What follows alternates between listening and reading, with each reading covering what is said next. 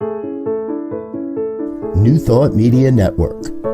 We are a global broadcast network of positive music, media, and entertainment, inspiring humanity's evolution along the journey of enlightenment and creating a world of love, peace, empowerment, and prosperity for all. New Thought Media Network. Positively inspiring.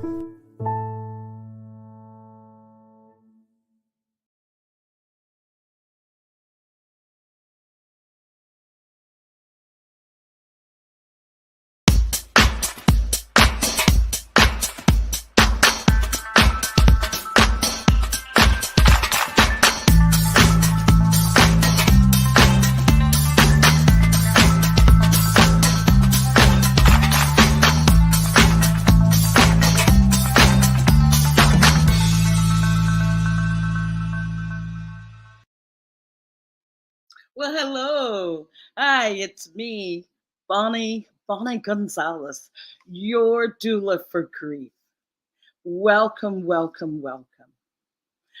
I just want you to know that I am still a grief coach, a registered nurse, a religious science practitioner, and a soul collage facilitator.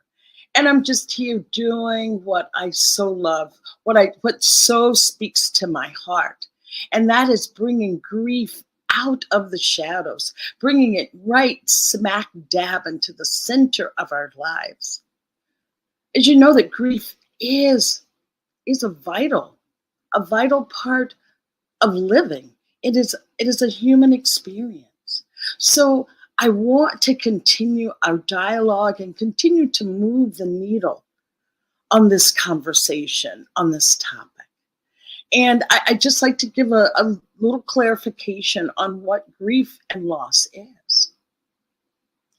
So knowing that grief is what we feel and a loss is what we experience. We experience a loss, which then leads us into grief. And one of the things about grief that is so vital that I want to just remind you is that grief needs to be validated. Grief needs to be heard. And once we are heard and have this grief validated, grief has this magical superpower, and that is to heal us. That is exactly where the healing is.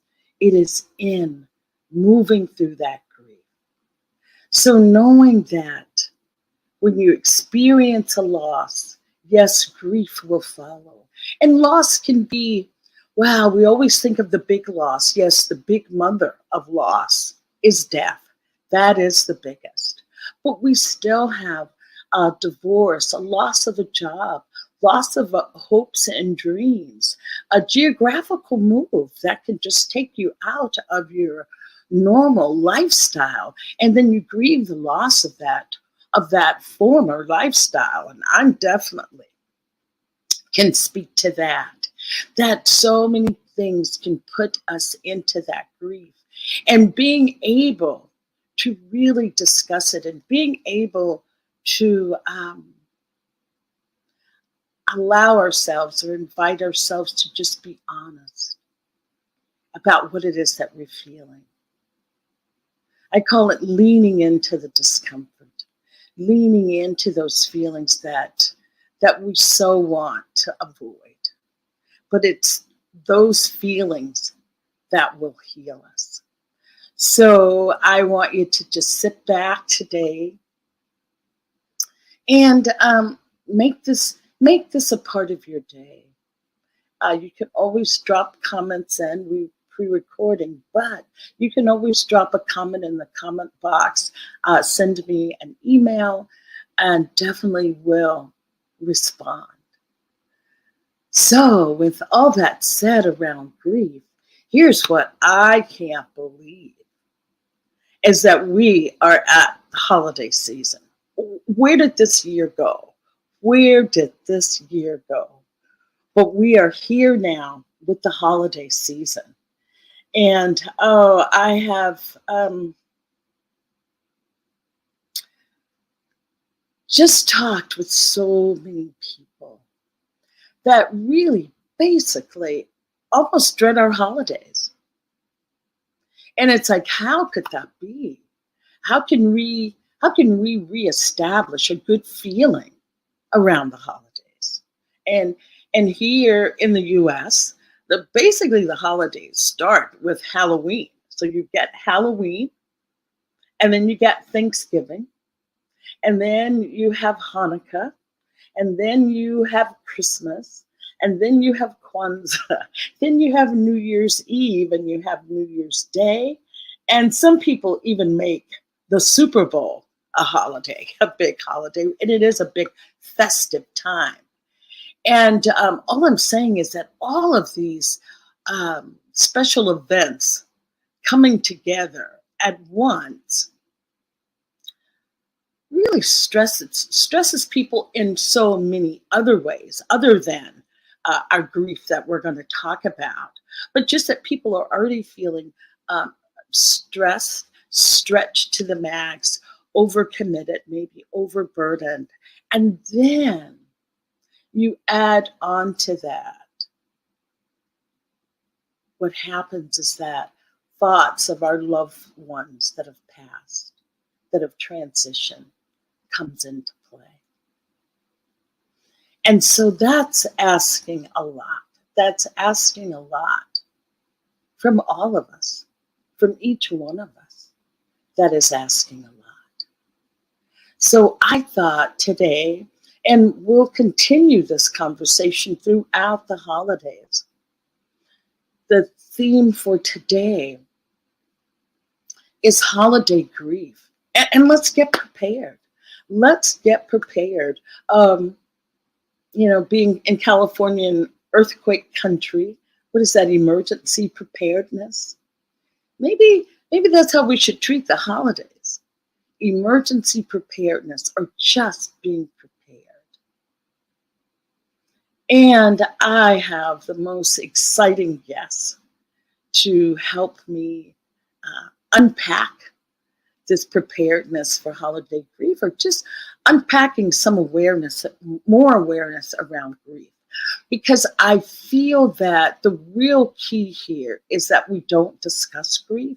So therefore, it's just truly difficult to navigate these times when you have a subject that you are reluctant, or it's a subject that's not always welcome. But we're changing that. So I have just, oh my gosh, the most wonderful guests. I was like a kid at Christmas, so excited last night I could barely sleep, knowing I was having the one and only, the incredible Rev Micheal Mangus here today with me to help discuss this precious topic. And just a little bit about Rev Mangus before he comes on. Just that he has been the director of the Center for Spiritual Living in Cuyahoga Falls, Ohio, for the past 18 years, even though he doesn't look a day over 18.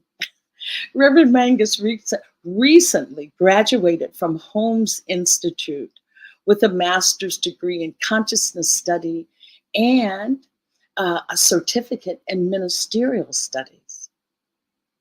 He's been an active wedding ministry performer, and he has performed over 750 weddings for couples in the Eastern Ohio, Western Pennsylvania area over the last 15 years, and is also a certified premarital counselor. Kudos to him. Hats off to a lot of people to bring happiness and joy to, or celebrating in those special occasions. And currently, Reverend Micheal is active on the New Thought Media Network with his Friday evening fireside chat and membership on the network's international prayer team.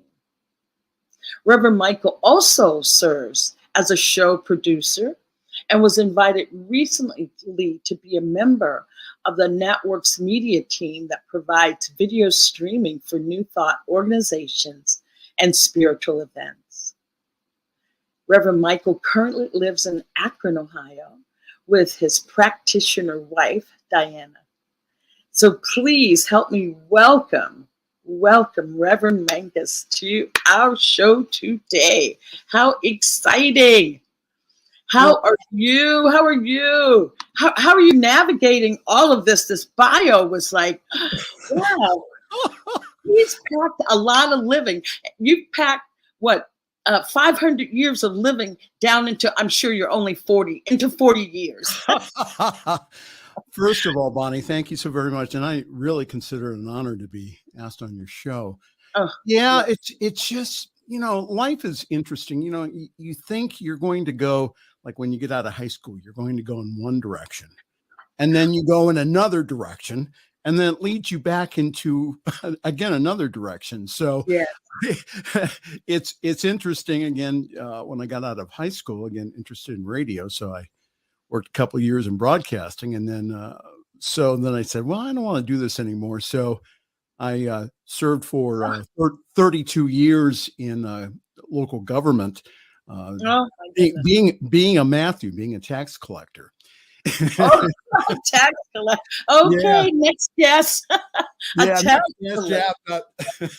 Wow. When we have the show on prosperity, you can understand that some spiritual practitioners said, Michael, you always need to kind of work on when people hand you their money. that sometimes that they have this very negative vibration on it. So So after 32 years of working for the government, I just said, what again, the nagging voice in me says, hey, ministry. So we were able to get ministry closer, or Homes Institute closer to Ohio, by starting a teaching center in Dayton, which was run by the Reverend Dr. C.C. Coltrane, who's now the dean and also the president of Homes Institute. So it was really good to, again, to be local and also understand that we also have a global reach. So yes. I just wanted to ask you back up just a little bit when you were saying that being this tax collector and then going to ministry. Was there some part of you, Reverend Michael, that was always, say, having the spiritual undercurrent? That's what I call it, a spiritual undercurrent, a desire to help, even with what you're doing. Yeah. So, and that was, I think, when I was working for the government, is the question that I asked myself is, how can I be Spirit's hands in the area? And so what would happen is that we would have ministers come down that did not file the paperwork to get tax exemption. And then they would end up at my counter saying, what should I do?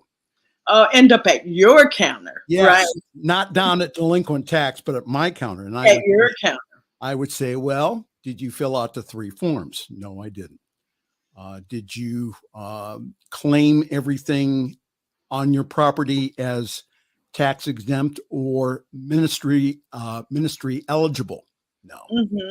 So I really tried to again to be Spirit's hands there, even though that for me, I mean, that was a very interesting job. But I think that after 32 years of it, and also it was just time for me to get out of there and to also to do what I really love to do, which is ministry and also media. So, so you married the two.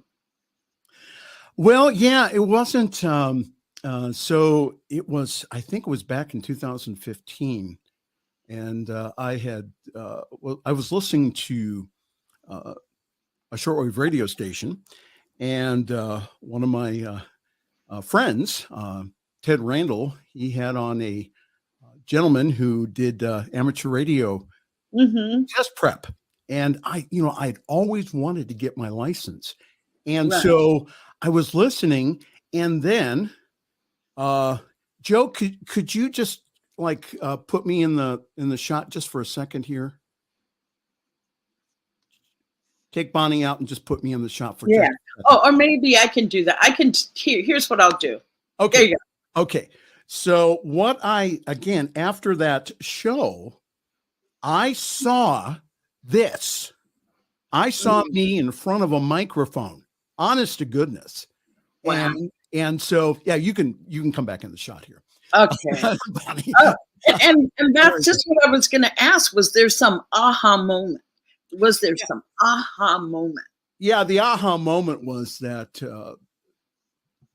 for some reason that's again, I kind of put that on the back burner as far as, being in radio and doing radio. So within 6 months, I had not only my extra amateur radio license, and that's a whole nother story. Right. I had that. Plus I also had my commercial operator's license. And again, that's another miracle that I found someone who I was very familiar with, who worked for the county, for the domestic court, who just happened to be an amateur radio operator and also a commercial tester. So who just happened to be. Just happens to be. So that's, So again, going back into the whole idea of, again, going back to school. I went back to school when I was 57. And I think that for me, it was quite a change, because I had not been back in school for a while. I, again, did very well on my testing for the radio licenses, but again, studying, doing papers, all that stuff. Yes. But again, I think that this, it's one of those things where it was interesting going through it, but I'm really glad I did it. So that's why I say, no matter what age you are, if you want to go back to school, and then just do it. Do it. As Nike says, just do it. I'll tell you this quick one. When I was in nursing school, I was in nursing school with a woman who was 65 years old. And I thought, oh my gosh, but I've always admired that. And then I get to be 65 and I'm in school somewhere. How did this happen? The tables turned. But yes, never give up on your hopes and dreams. Never. It's never too late. No. And so with that said, and I'll fast forward now that just one thing before I fast forward. What is the difference between Pastor Mangus and Reverend Mangus? What's the difference between a pastor and a reverend? Nothing. Okay, thank you for that. So, but the reason, so I was ordained back in 2013 by someone who is very familiar within science mind, with New Thought circles, and that is the Right Reverend Bishop Carlton Pearson. And again, that was one of those other coincidences that just happened. I just happened to have a friend who had a friend who wanted. Well, it was just that it was right before the Supreme Court legalized same-sex marriage, and there was something in me that just says, I better do this, because it was going to take a while for me to get acknowledged by the Centers for Spiritual Living as a minister. So what I did was I went ahead and Bishop Pearson was very kind, and I went through a process with him. And so the reason I use the term pastor, and again, I still use it. The reason I use the term pastor instead of reverend, especially around people within Centers for Spiritual Living, is because that the title of reverend is very much revered.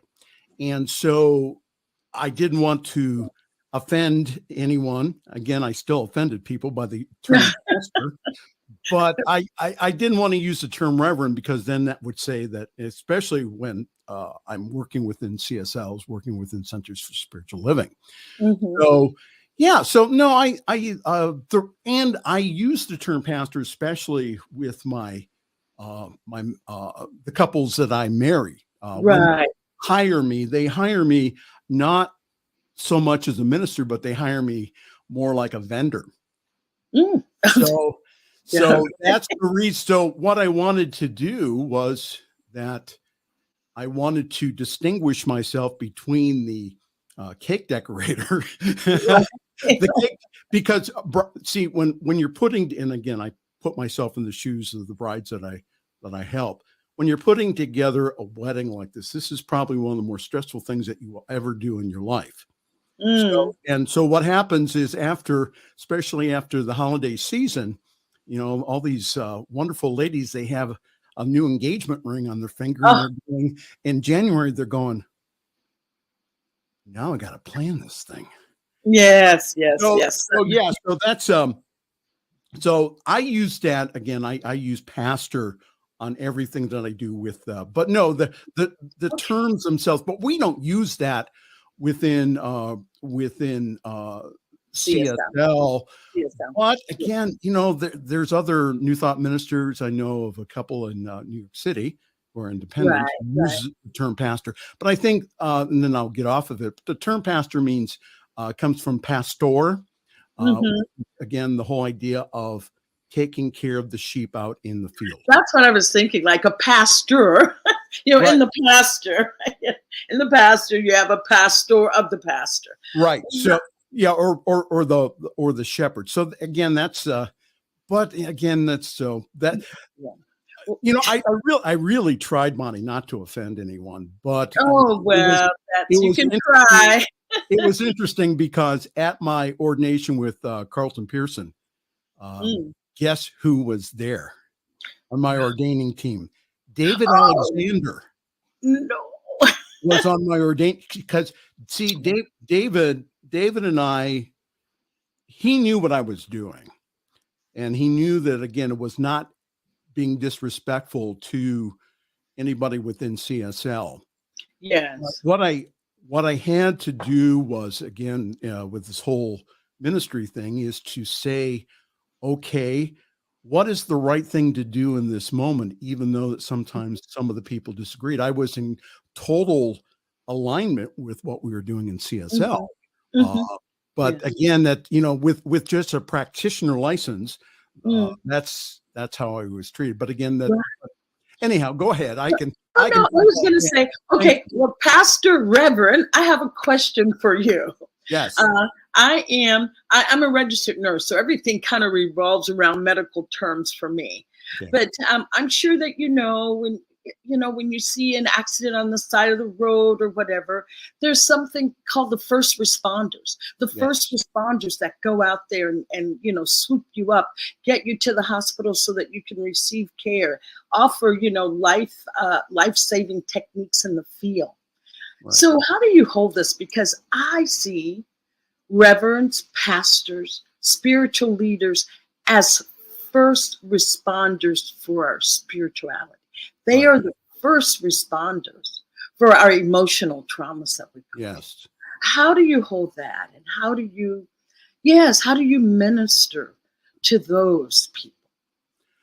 Well, I think, first of all, Bonnie, is that, and I learned this from a book. I forget the author, but she was in seminary, and that she was doing kind of a internship at a hospital, and Mm-hmm. so she was in the ER, in the emergency room, and she was standing there, and there came in Mm-hmm. a victim of a car accident, and she went to a nurse and she said, "What should I do?"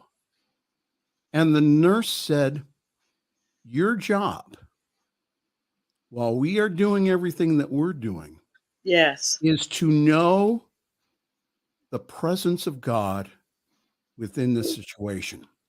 Yes. Yes. So I think that that's for me, that's the first response, is to understand that that I am, again, that vessel in that moment, Oh, I love representing the divine. So for that. me, that I personally, especially with individuals going through grief, is that I listen Mm. 80% of the time, and then 20% of the time talk. And so to really let the individual know that I am really listening.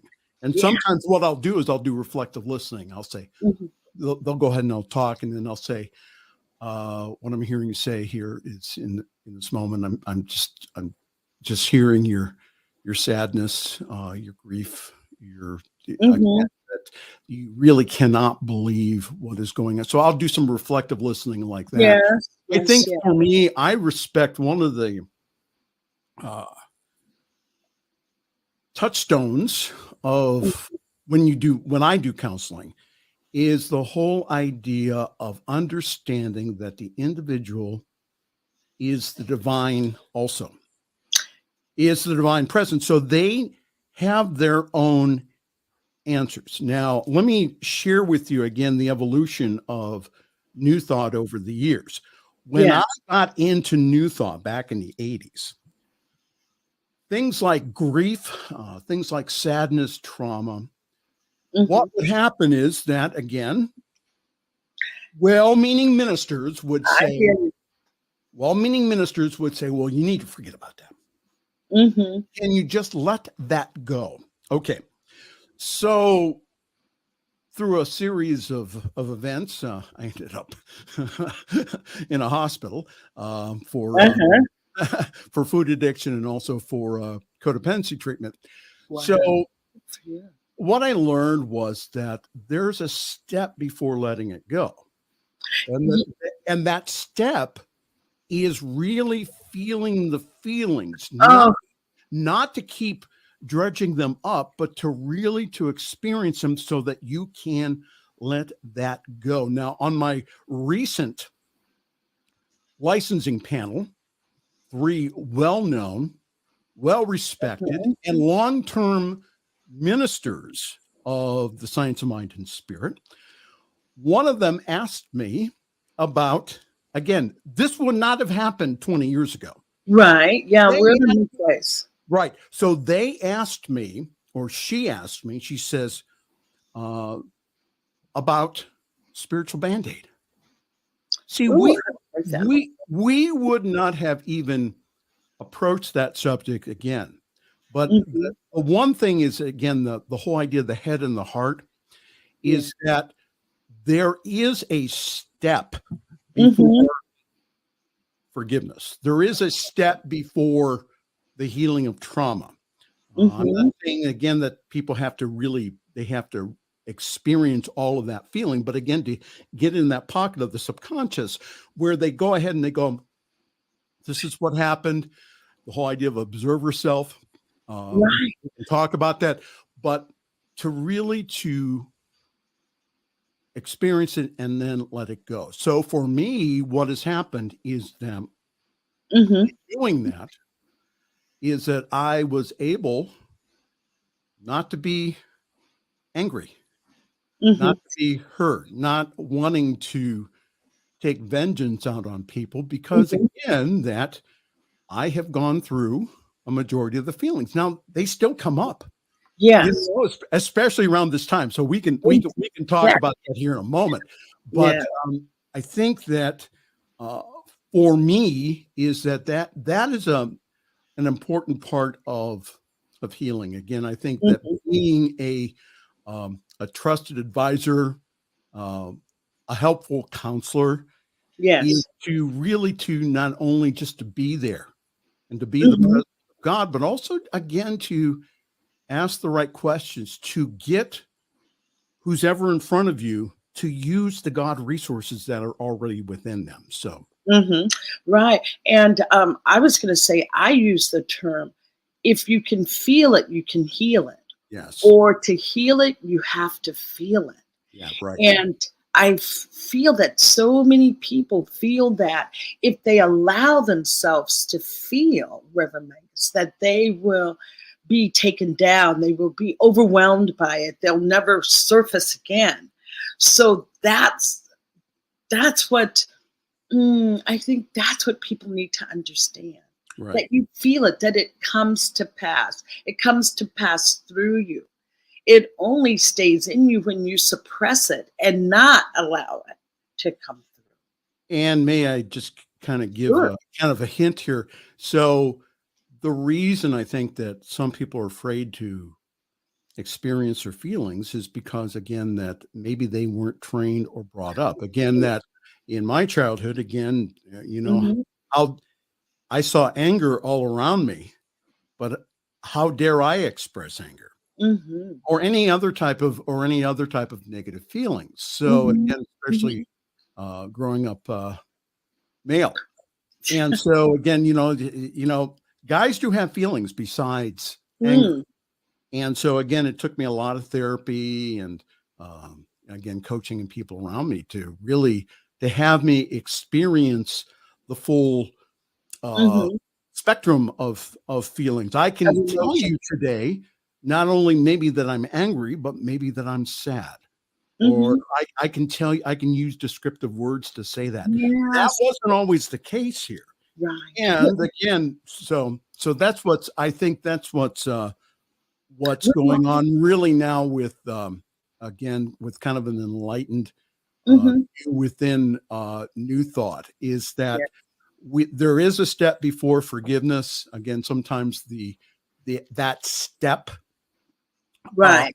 we think we need to go ahead and to forgive, but there may be a step that goes before that, and that's feeling the feelings, Mhm. feeling the anger, feeling the rage, and Yeah. then again with the purpose of letting it go. That's Right.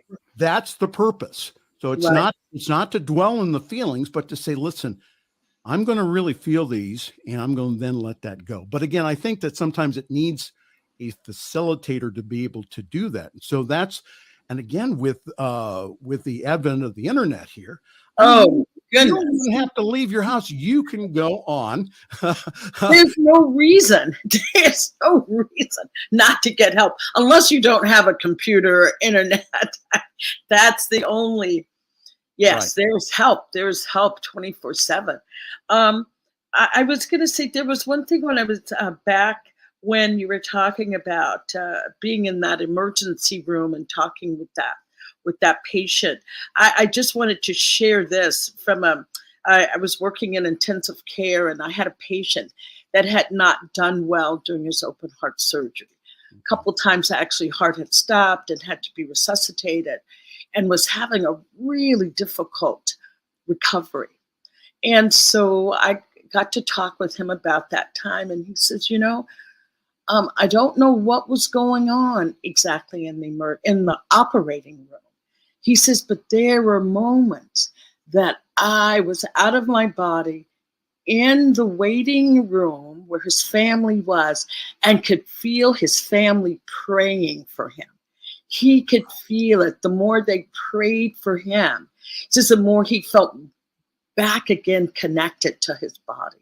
Wow. So I think for you to bring that up is just absolutely beautiful. And I think that one of the ways I think that especially that we can be the good friend, the good helper in situations, again, is when we do have grieving people around us. And again, I'm thinking back on one of my friends whose wife, who I knew, who suddenly passed away last year.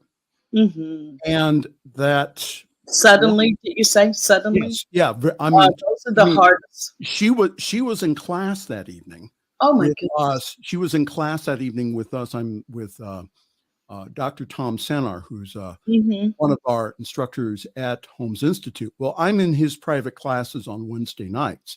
Right. So my friend and his wife, again, they were just in class, and then we get the notice the next day.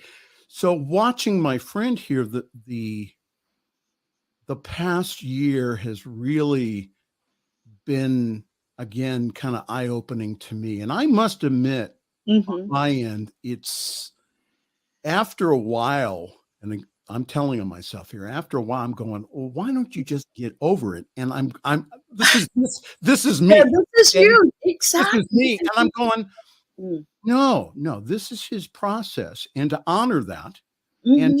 and just to be there with him. I mean, he still is counting the days. Yes. He's Yes. still saying, this is really difficult. This is really Mhm. hard. But again, I think that he's doing, again, all the healthy things, which is, again, he comes to our class on Wednesday evenings. He has found other things to do during the week. He still honors his wife, who I really do believe is still with him, helping in spirit. Navigating. Yeah. On the other side, that, again, just the best thing I think that Mhm. we can do is, again, just to listen, Yes. just to say, listen, however long that it takes for you, take it. Mhm. Don't put a time limit on saying, well, after a year, or even No. after 2 years or 3 years. So, and the other thing I encourage people who are going through grief or a lot of emotions is, your friend is a journal. Write Mm. all of those down. Now, the other thing too that I watch out for, especially in my friends who are going through grief, is I listen for things like, I don't want to live anymore. Oh, of course. Yeah, I don't want to live anymore. That I'm Mhm. Why the bother? world would be better off without me. And Mhm. so Mhm. those are kind of the warning signs of, maybe we need to take this, we need to talk about those feelings, and to, again, I've had friends of mine. I had one friend of mine, a very close friend, who took his life because he thought it was the right thing to do. Right. So, and I just want to say to anyone who is watching today, is that that's not a viable option here. Okay. Mm. There's a lot of different, that is an option, but Mhm. again, that understand that your action of taking your own life, what that will do is that will affect Everyone. everyone around you for Yes. the rest of their life. Exactly. So that's what I'm saying is, again, that if you have any type of feelings of self-harm or Mhm. suicide, Please. please get public with them. Mhm. Go to your minister or your counselor, get Mhm. public with them, and then hopefully then that they will get you help. Right. So one of, and I will share this. One time when the one event that drove me into ministry was when I had a very close, well, the woman I was living with. She said it was over, Mhm. and I was in love with this woman, Uh, and so I had thoughts of taking my own life. Now, instead of bottling them up, I'm mhm. wise enough to share them with my doctor, Mhm. share them with because, again, that I was having those feelings. They were real for you. They were real. Yeah. Absolutely. So what I did was, again, I got public with them, and then my physician at that time, he um, he said I'm going to put you on some medication, Mhm. but he said, you have to promise me on your word that you will not take your life. And he would not let me out of his office until Wow. I convinced him of that. Mhm. Mhm. So I think that, again, getting public with the right people, and again, Yes. Letting. getting Yep. getting Right. Oh no. getting public with, again, your minister, getting public with your therapist, getting public Mhm. with your doctor. I think that those, because they can help you again to navigate those feelings without acting on what you're thinking. Right. And I would also like to take it one step further. Yes, being totally honest, but also we as just people in the lives of other people, checking in on people that you know may be having a difficult time, or Right. just checking. You don't even know. Maybe you thought they were fine, but just checking in. What is that term? I am my brother's keeper. That it's maybe time to embrace some of that. To say, let me check in on Miss Brown. I know her husband died 2 years ago, and this is Thanksgiving. She may be feeling whatever. Just checking in on each other. Right. And there was one other thing that you talked about when you said listening, that all we have to do is just listen. I was reading something that was talking about that there's a difference between listening and hearing. Right. That we can listen, but do you really hear?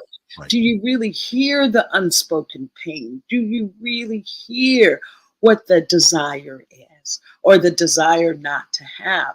So I love that. It's like not only listening, and when you said that you do that reflective feedback, that's what it is. It's saying, this is what I'm hearing, not that I'm listening to you. It's like, I'm hearing you say X, Y, and Z.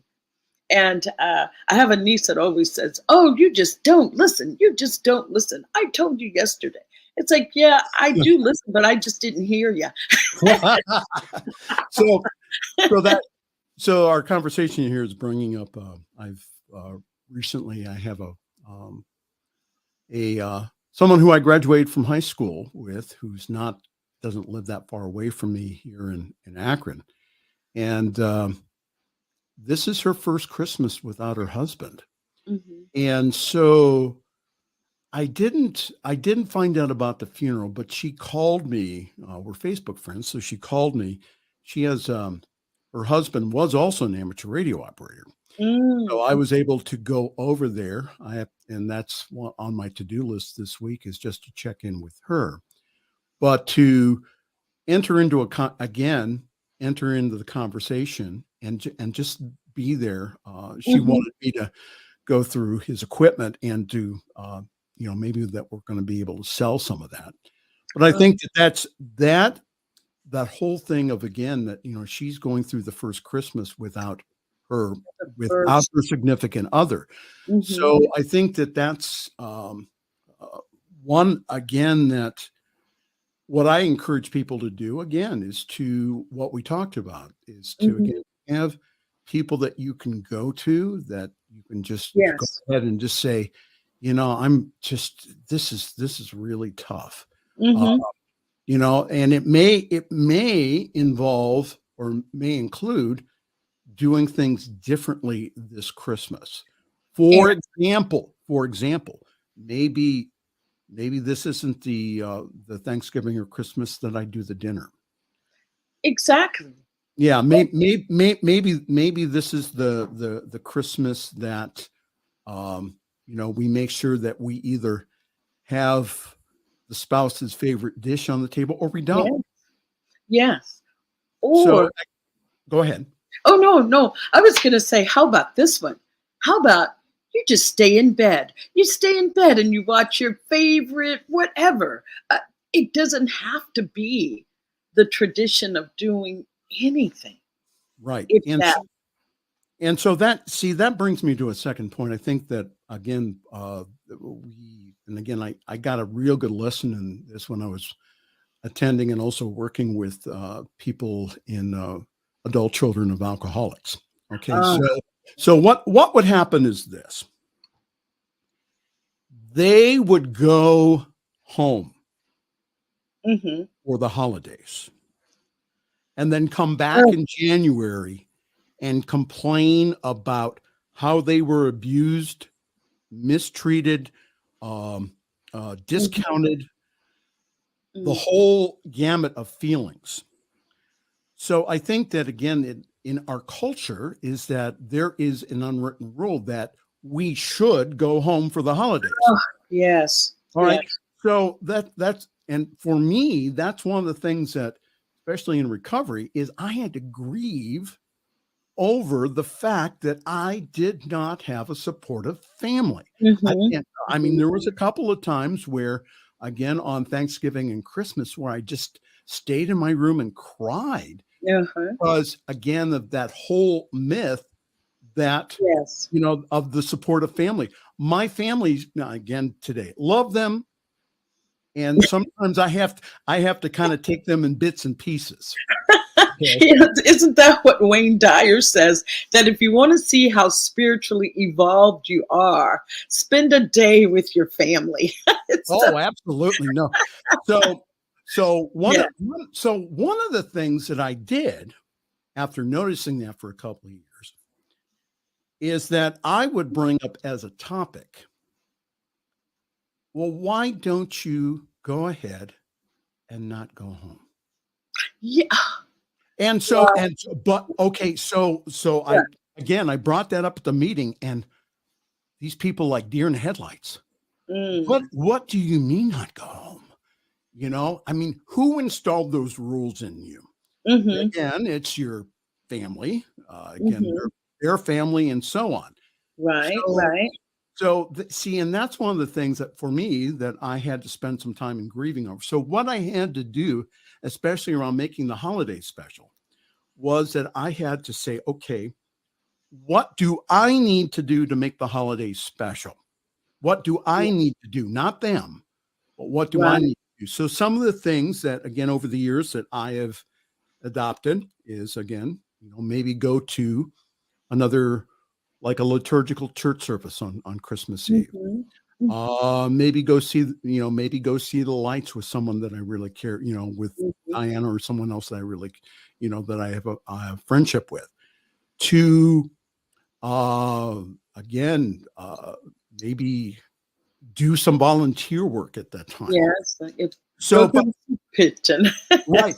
But again, and I'm not saying to use that to mask your feelings. I'm saying that that's some of the things that I had to do over the years to go ahead and to say, well, you know what? They're not going to change. Okay. They don't have the capacity to be the healthy family that I think they should be. So what I need to do for me is I need to surround myself with other supportive people. Now, for example, like there was the big discussion for Christmas this year, that again, Christmas is going to be on a Sunday. So some of the things that we've done here in Akron on that Sunday is that we had kind of a healthy family Christmas. We would do like a small dinner, and also that we would go ahead and we would share around the circle. So I think that's one of the things that I would suggest to do is to, again, find a healthy tribe around you. Find a healthy community around you. Have some people that you can call on the holidays and say, listen, this is just not working. I'm really having a tough time today. And again, someone on the other end, not to give advice, but just to go ahead and just kind of witness that. Yes. Those are some things. That's what I'm saying. And I'm saying this again with the kind of the asterisk that says that this is not about spiritual Band-Aid here or replacement. This is about moving through the feelings. And so what I did was at these meetings is that I would suggest, and I had to do this too, is that I had to have an alternative Thanksgiving, an alternative Christmas with people that truly did love me. Because again, if you always did what you've always done, you're always going to get what you've always gotten. Yes. Yeah. Yes. So the family, I love my family and that my blood family, and that they don't understand. They don't get it sometimes. Right. Some of the things that they say and do, I perceive to be toxic for me. So that means that maybe that if it's still toxic, maybe it's not the Christmas to go home. Doesn't mean that you always have to do this, but maybe this is the Christmas that you sit it out. That you sit it out, that you do an alternative. And again, I support people in not doing this alone. This is not sitting at home and feeling sorry for yourself. This is right. The whole idea of moving through the feelings of feeling what you're feeling, getting out your journal and saying, this really sucks. To write that out. And then again, to have someone a healthy witness. Go ahead. And no, I just wanted to say, I love what you're saying, because it's the first tip that I plan to give, is to be ruthless, be radical with self-care. And I'm not talking about self-care with massage and pedicure. That's good too. But I am saying, look around you. What people can you be with that don't drain you? What people that you can be with that you can speak your truth? Right. And I feel that the radical self-care, I'm giving you permission. If you feel like, I don't have permission, as Reverend Michael says, to skip Thanksgiving with the family, your doula for grief is giving you permission. Go ahead. I will write you a permission slip. I will write personally. All you have to do is, I need a permission slip not to go home. I will more than happy to write you out a permission slip to be able to do that. One of the things that I think, and I was just thinking of it, is that maybe, again, to make the holidays special for you, is maybe what you want to do is take a look at how they celebrate in other cultures. For example, in Iceland, and again, I do not recall the name, but in Iceland, what they do is that on Christmas Eve, that there's an exchange of books. And so what they do on during the night is they eat chocolate and read the book. Isn't that cool? Favorite things. Yeah. Chocolates. So I was, again, to take a look at other cultures and again, to make the holidays your own again, and to understand that what you are feeling, a lot of other people are feeling too. They talked about the whole idea of having a blue Christmas ceremony at church, of really just saying, this is going to be different this year. I really miss my spouse. I really miss people, my parents. So I think just again to acknowledge that, and to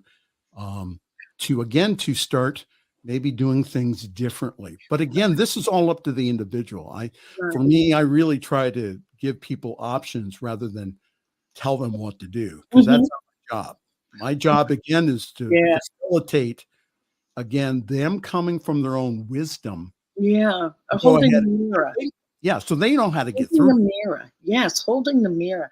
And I was just going to say, I was just in Mexico for Dia de los Muertos. Yes. Reverend Mangus, I can't tell you what a healing time that was. People coming together, being festive around grief, around mourning and remembering their loved ones. Yes. It was just truly festive. I even went to the cemetery on that day, and people were sitting at the tombs, the gravesite. Some had food and drink. The kids were running around.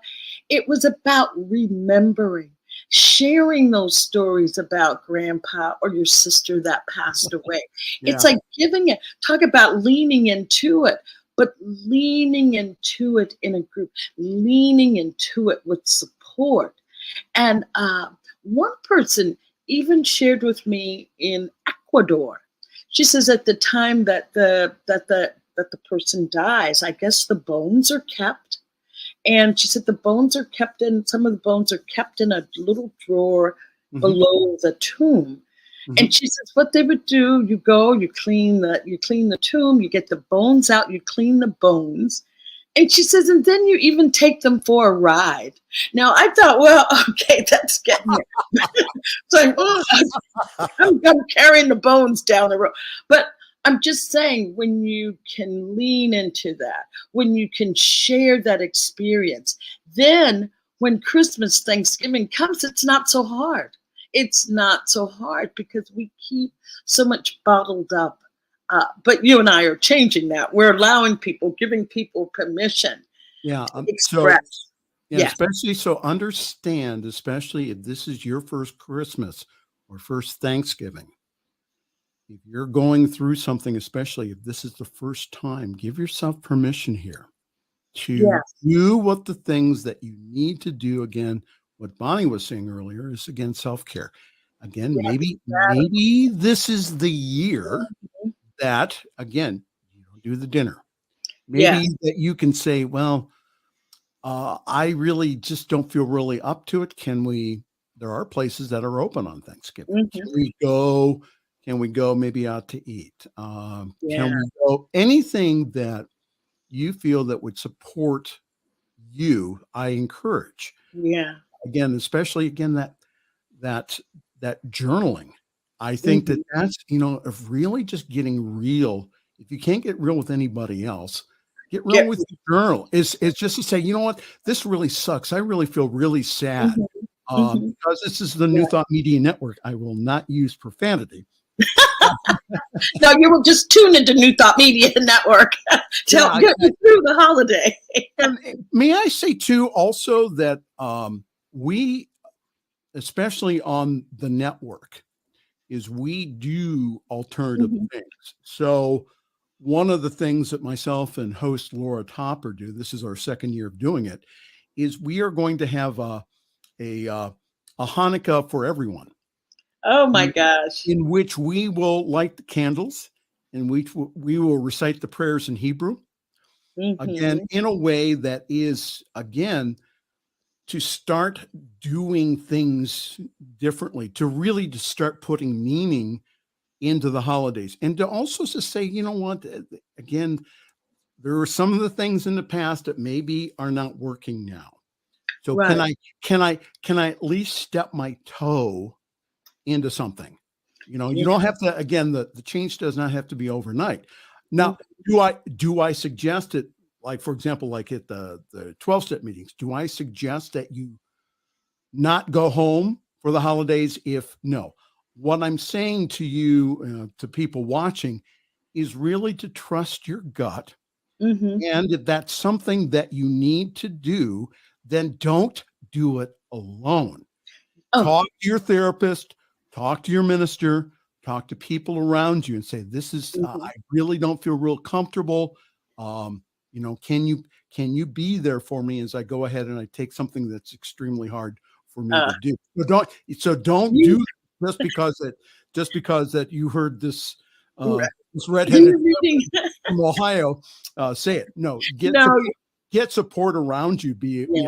Get that healthy family around you. And again, my community for me is I will say a hell of a lot more healthier than my own immediate family. And that's because that's my family of choice, not my family of chance. So great. And I was going to say, you're reading my list, and I'm just going to give one tip, and because we're going to have to go. But one thing I call is a grief buddy. Get yourself a grief buddy. Somebody that, say you want to go to a party, but it's the first Christmas party you've gone to since your loved one died. Have that buddy go with you. And when you get to the point, like, I can't do this anymore, you have somebody help you leave, to help you make that exit, or not feeling good, or someone to look over and say, yes, this is going well. So you could call it a grief confidant or a grief buddy. A grief buddy. So, and I would say also that, again, understand that the holidays, again, that especially the Christian holidays, were plastered over the pagan holidays.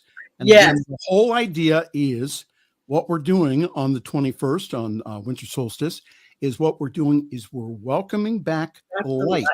Yes. We're welcoming back the light, as we understand the mystical meaning of the word Emmanuel, which means God is with us. So again, during the time of, again, the holidays, is to understand that even though that we're going through a dark time, that the light will return. Yes. So see, that's the hope of Christmas. That's the hope of the holidays. Is that, again, that the light is returning. So as we deal with, again, as we deal with our feelings, as we go ahead and we move through them, what will happen is that the light will return. Great. Oh, thank you. Thank you, Reverend Mangus. What a great note to end on, that the light will return. Yes. And please, and you'll let us, how would we find out when you're doing the international holiday? You and Lord. So we will start that. I think it's closer to Christmas this year. We'll have to stay tuned. So, and again, Joe just put up my email, pastormichaelmangus@gmail.com. Yes. Please, even if you're going through something, know this, I'm there for you. I am an email away. Please contact me. Is that I am here for you, especially for the holidays. And again, that you can, I want you to know something here. I'm looking right in the camera. You can get through this. You can, if this is the first one, is that you can get through this. However, it's going to take a plan to be able to do that. So Bonnie and I have recommended, have a plan. Again, please, have a plan to get through it. So again, pastormichaelmangus@gmail.com. Would love to get your feedback. Program. And we can see you on Friday nights on Fireside Chat. Yes, so, and also I do produce a couple more programs. Oh, you do a lot. Thank you so much. Thank you so much for being here. And I just want to ask you to be in gratitude this Thanksgiving Day. Be in gratitude for having had those people in your lives that you have lost. So just be in gratitude for all they brought. And thank you, Your Doula for Grief, and see you next week. Thank you so much. Ciao. Happy holiday. Happy Thanksgiving. On behalf of everyone at New Thought Media Network, thank you for being a member of our virtual family. Your financial contributions help share the New Thought message with people from around the world. Please visit and contribute at www.ntmedia.org/donate. New Thought Media Network. Come be you. And please like, share, and subscribe. Until next time, peace and blessings.